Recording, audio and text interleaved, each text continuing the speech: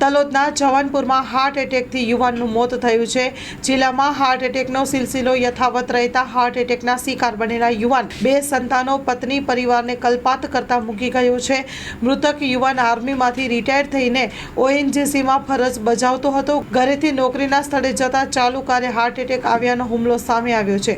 જુવાન જોધ યુવાનમાં આકસ્મિક નિધનથી પરિવારજનોમાં શોકાતુર છવાયું। મૃતક યુવાનની અંતિમ યાત્રામાં લોકો મોટી સંખ્યામાં જોડાયા હતા।